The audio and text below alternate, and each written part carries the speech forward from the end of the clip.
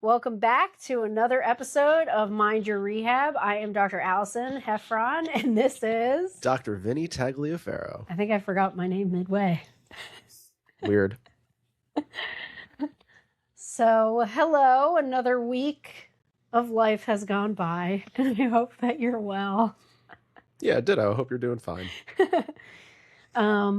We watched another John Waters movie over the weekend called Serial Mom. Highly recommend it. Oh, it was so good. That was hilarious.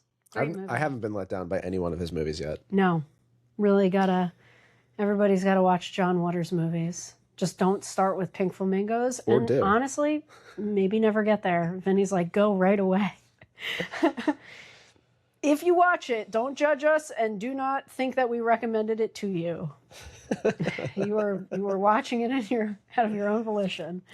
Yeah, we didn't make you do anything. Not a thing. So, how are you this week? I'm doing well this week. Oh man, I've been doing so much work in the backyard. Yeah. I've been doing a lot of weeding and a lot of like moving rocks and stuff. So fun. Taking over that yard work project, so that's been exciting. I'm going to say it publicly so that you don't think I'm making it up. I'm really proud of you. Thank you. Thank you. I tell him this privately, but now that everybody who listens to this knows that I am very proud of him. Well, we were having a conversation about it not too long ago, and it was like after I needed to have like a whole mental health day where I just needed to get my shit together and come back to the world a little bit. And we had the realization that like being outside and doing that stuff can be therapy for me. And it really is super therapeutic. Yeah. Being outside in nature, hands in the dirt, getting sweaty. Yeah, and you also brought up your grandfather gardened, your dad gardened. It's like getting in touch with your familial. Yeah, there's some like masculine archetype thing going on there for me. Yeah. So, yeah, you've already done a shitload of work. I actually haven't looked back there in a couple of days, and I need to see what you've newly done. You described it yesterday, and I'm excited to see it. Yeah, and I'm going to do a little bit more today. Yeah, it's like this project has been years in the slow making, and it was kind of like, yes, we realized that this can be therapeutic for Vinny, but also I was like, I'm not going to fucking do it. You can't rely on me to start working with you. I have other things I'm doing, like prepping for a bodybuilding show. Yeah, your hands are tied. Can't do another hobby, and especially not an active one, unless I get a lot more calories for it. Like I get paid in food. And only if it's allowed. That actually ties in nicely. Another thing that's going on in my life is I'm reading Arnold Schwarzenegger's latest book. It's called Be Useful. Be Useful. And he talks about his days when he was like first coming into America, and he was obviously training for bodybuilding, but he was also he was like making little like booklets and pamphlets that he was selling in bodybuilding magazines. He was going around, and he became a stonemason because of Franco Columbo. And like, there are still buildings that they built in California today, like 50 years cool. after the fact. And yeah, it was just like, he was just saying, he's like, everybody asked me like, when did I sleep? And it was like, when I could. When did you eat? Whenever I could. Yeah. He was a nonstop. I mean, he still is nonstop, but it was cool seeing or listening to, I guess, the amount of physical effort that he was putting into everything. And he was just like happy to be alive doing it all. Yeah. Arnold's a special guy. Yeah. Excuse me. I think I'm getting a cold. Sorry. I purposefully didn't start recording while I had a throat lozenge in my mouth because I have misophonia. And for anyone who doesn't know, it's like, it's not a fear of sound. It's like a visceral discomfort of chewing and mouth sounds. And yeah, it's awful. So I would never put anybody through that. It's a real thing. It is a real thing. It's a freak thing. Seinfeld for you. Yeah, Baloo's wagging his tail about it. We've been watching a lot more Seinfeld lately. That was a foundation in our relationship from the get-go. And yeah. We haven't watched it in a little while, and now we're watching it again. That's fucking great. We don't have Netflix anymore, and it's on Netflix. And then the other day, I was just sick of like having our comfort shows on in the background with commercials and shit. Yeah, so I just busted out the DVD set that I have. Oh, yeah. We got the full set. And it was worth it. It's worth it. Anything else new that's going on? I think those are the biggest things from last week. Yeah. Excuse me. I have to burp. Sorry. Hi, Baloo. I have more cardio added. My coach didn't decrease my macros this week. She increased my cardio. So I guess that's good. I guess it is. It's technically, yeah, it's not tweaking your macros. It is adjusting your caloric expenditure. Yeah. So it's just the trade-off. I am, I guess, 7.5 weeks or something out from my show. I imagine by the time I weigh in this week, I will be maybe 10 pounds down from my bulk. Damn. So that's cool. That's pretty gnarly. Yeah, I got more to go. It's one of those things where it's just like, I just am so curious about how lean I can actually get for this show. Because at the same, like, 8 weeks is a long time, but at the same time, it's not. Feels like it's 2 months. Yeah, when you say it is 2 months, it feels longer. But I go by week to week for what I do. So, yeah. Okay. So that's why I think of it in weeks. Yeah, it makes sense. I asked my coach if I'll be getting a refeed because obviously I want more food at some point. And she said if I started cutting earlier, I would have. But now it will maybe be like a 1 day thing if I need it.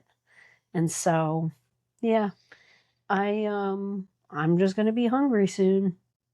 I'm like, yeah, I was going to say, you kind of already are. I am, but it's not, I think it's like a joke at this point. It'll be more intense maybe in a month. Yeah, I'm sure. I'm sure. Excuse me. I've never done the bodybuilding competition, but I have gone through like a really big weight loss transformation. And I'm so far removed from it now. I can remember that a couple of things. Drinking water helps. Mm-hmm. For me, for whatever reason, watching like food TV shows was really, really helpful. I feel like for a lot of people they would disagree. Probably. Yeah. But for me, I don't know. I just had like this is quite a while ago because I had Food Network on TV all the time. Yeah. Just all the time. I was always watching cooking shows. And it's for whatever reason it worked in my brain. It was like, oh, food. I'm Yeah. satiated. I don't know how that worked. But it worked for me back then. Yeah. Well, we're watching Top Chef, but I don't know how much I want to just like, because you send me, there's an account that we follow where this guy just like shows great food around New Jersey. And I'll look at it and I'm like, wow, this looks so good. I have to wait several months to eat this. And then I don't think that when I look at it, I'm like, yeah, this filled me up. This made me feel fine about how hungry I am. It's funny because I'll look at it and I'll think that it looks amazing, but I'm not like, oh my God, I need to have it right now. Like, no. I'll just put it out of my mind and then like never remember it. Yeah. I'm fine with that. I'm at a point the other day where I couldn't afford to have my salad the way I wanted it. So I didn't have salad and it was very upsetting for me. That was when we were at my parents'. Oh, that was another thing that happened. We went to my parents' house. They live on a nice piece of property, and we brought our dogs there, and they had the best day. And they just got to sunbathe and run around. Yeah, it was so. And any dog owners out there, you know that when your dog has a great day and it looks like they're like living their best life, you have a great day. It feels good inside. It really does. It's a very satisfying. And they've just been sleeping ever since we got back.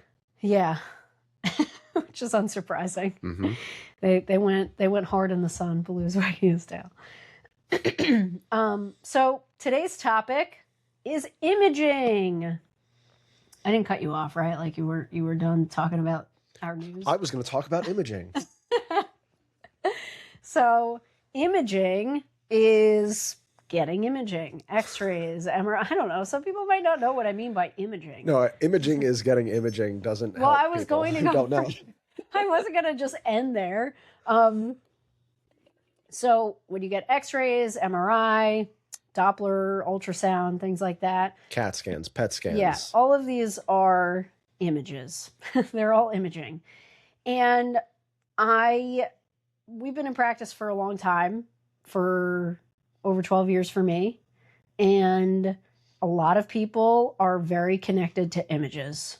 They think that they need imaging. They think that their imaging dictates everything.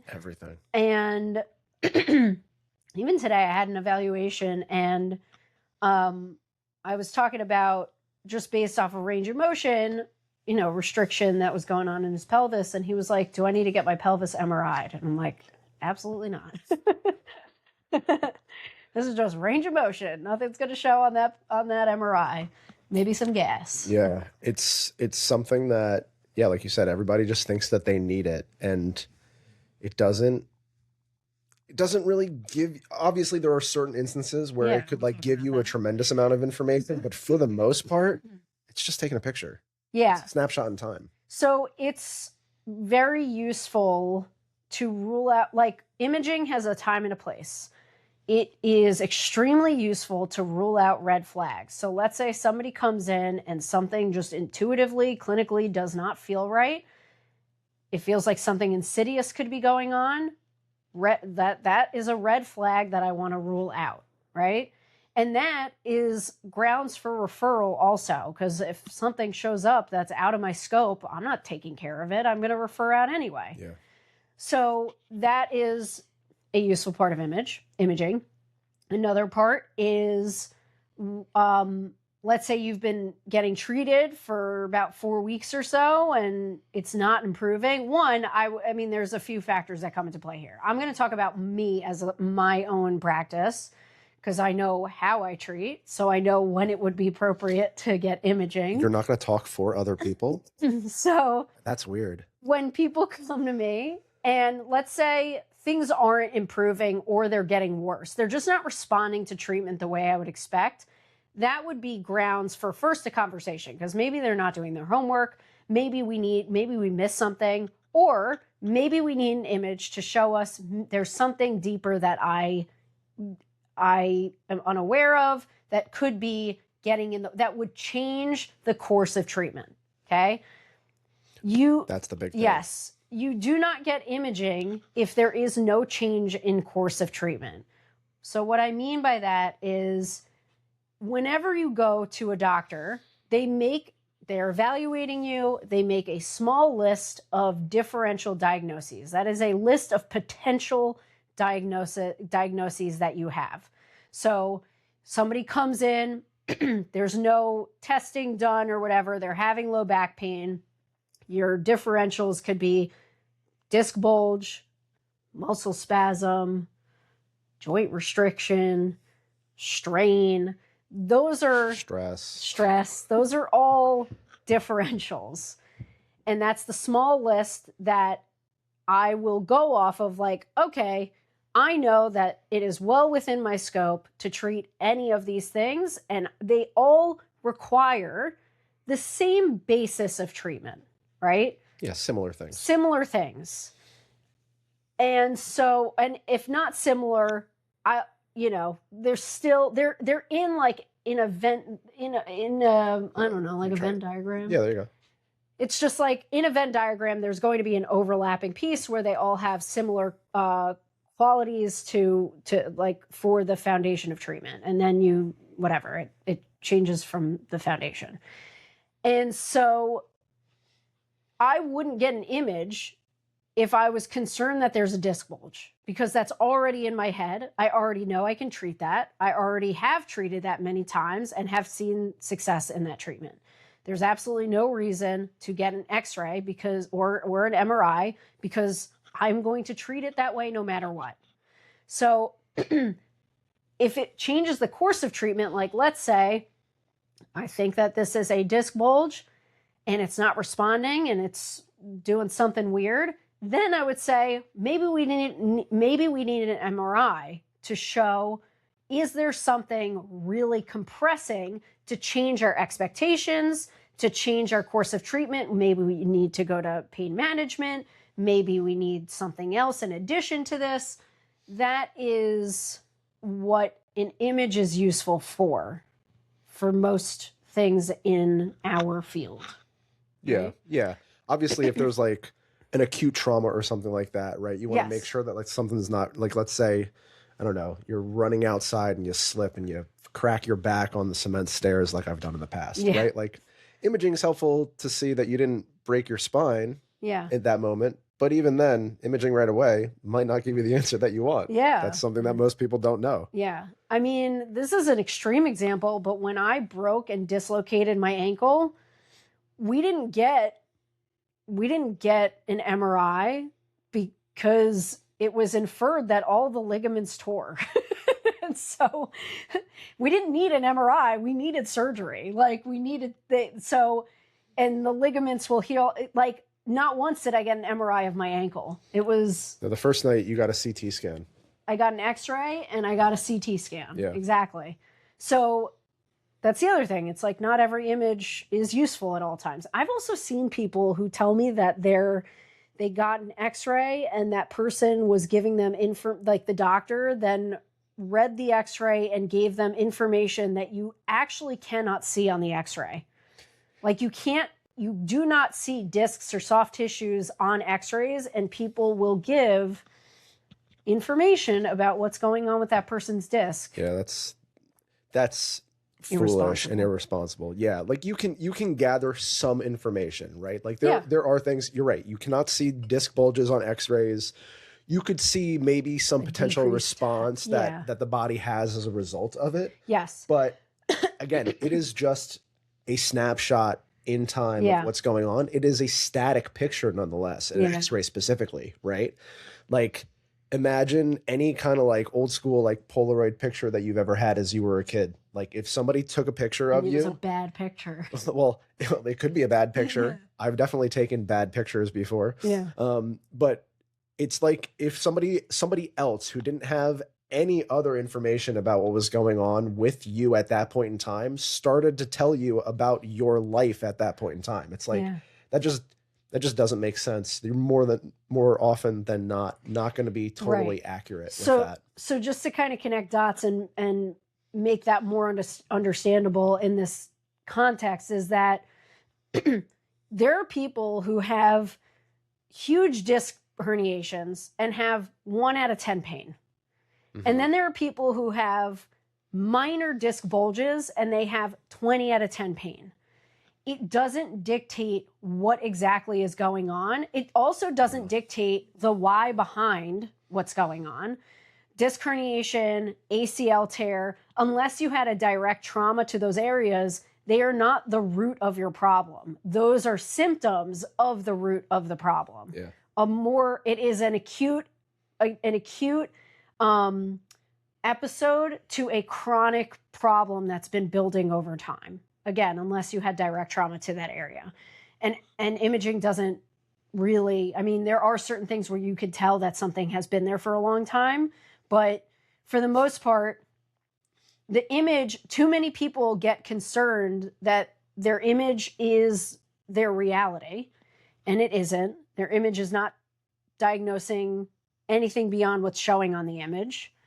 And so, like, there are people who will pause or stop themselves from starting care because they are so convinced that they need imaging to dictate what's going on. And more likely than not, it's going to show the thing that was already in the differential diagnostic list, that small list of potential problems. And now that person is extremely connected with what the image shows. So now there's fear, there is hesitation, there's a lot of different psychological things that come with getting your image. Even like identity can get attached from being told that you have something on an image. Yeah. Right? Yeah. I think there was I remember when we were in grad school, and I know that like 79.69% of statistics are fake. But I know when we were in grad school, I remember hearing that like 80% of people walk around with a disc herniation in somewhere in their spine and they don't even know about it. Yeah. So like to your point, the imaging, it doesn't matter. No. Like it could be same thing with tears. Yeah. Yeah. If it changes the way that you're going to respond to something, then it's helpful. Otherwise, you're just taking a picture and that's not giving you all the information. We're not even talking about how we're multi-dimensional beings, and an X-ray or an MRI, for the most part, is, I mean, MRI is different, I should say. X-ray is looking at two planes. Yeah. And that's it. So you actually need another image off of the X-ray to even get a real understanding of what's actually happening. Right. Yeah. It's like most people, most active people especially, are walking around with tears, disc herniations, bulges. And they don't know. and until it becomes a problem, that's fine. But even if that's also a tear can be on a differential diagnostic list. Mm-hmm. And that means that clinician is well equipped to treat you, and you can still see progress if you have a tear. Like there's even been a ton of research that shows like ACL and meniscus, like if you have surgery, it doesn't necessarily change the outcome as if you didn't have surgery. A lot of it, I mean, there are certain instances where you need to, but there's more instances where you don't need to. I mean, I've even seen studies that show that acupuncture into the area is better than surgical repair for ACL injuries. So it is, it's just, you don't have to have imaging to move forward with treatment. There's a reason why there are, we call it conservative. Like, I'm conservative with prescribing imaging, but really it's just ethical, because you don't need to get the image most times. I feel like I could count on one hand, maybe two hands, throughout my 12 years of practicing, how many times I've prescribed imaging. Wow. Because it's barely useful for most of the things that come into my office. It's like, if more often than not, people are going to an ortho or a medical professional for something that you would need an MRI or an X-ray of. Yeah, they're also following procedures and protocols and stuff like that. So, I mean, you need an X-ray before you need an MRI, like stuff like that. It happens. It happens for insurance purposes and things of the like. If you're one of those people who likes to use your insurance. Yeah. So that's really it. The main takeaway is insurance. Imaging is usually not necessary. And it also doesn't dictate your pain, and it's not the ultimate diagnosis. It definitely doesn't tell you where the root of the problem is coming from, unless you know that you had direct trauma and that caused that injury. Yeah. And we're also not just like saying this just because, like, obviously we have clinical experience, but in school we actually spent hundreds of hours of looking at images. I was a radiology tutor. Yeah. And we learned by like the top radiologists. Yeah. DAC bars. Yeah. They look at imaging all day long. That's all they do. Nerds. Yeah. I said I was a radiology tutor, so calling myself out too. You're probably more of a nerd. So that's it for today's episode. I don't think that there's anything else to add. Otherwise, we're beating a dead horse. We don't want to do that. No. Definitely not. Do you have anything else to add? I think if you're someone who is listening to this and you find yourself in an office when someone is recommending an X-ray, just kind of like, or any imaging, kind of like right off the bat, just telling you that you need imaging, I would just ask them, why? What do you think is going on? Yeah. Why do we need the imaging? What do you think that would be? How would that help? You could honestly, I would love if you asked, will that change the course of treatment? Period. There you go. Will that change the way you treat me? And if the answer is yes, great, they're doing something responsible. If the answer is no, or it seems like they're lying, then you don't need the imaging. Like, there are chiropractors, and I'm sure there are listeners here who have been to a chiropractor where first visit they're taking X-rays and they're trying to show you, I don't know, how you're aligned or whatever. I mean, that was my experience with chiropractic. The first appointment that I ever had, I had full body X-ray done. There are chiropractors that they X-ray every fucking visit, and that is I know, atrocious. I know. I've been hired by those people and left those jobs. Yeah. So don't do that. It's not going to help you. So It's just not Nessa. none. Nope. So thanks for listening. Please like, subscribe, share, review, whatever it is that you want to do that can help us because you love us, because we love you. What she said. Love you. Bye. See you next week. Bye, peeps.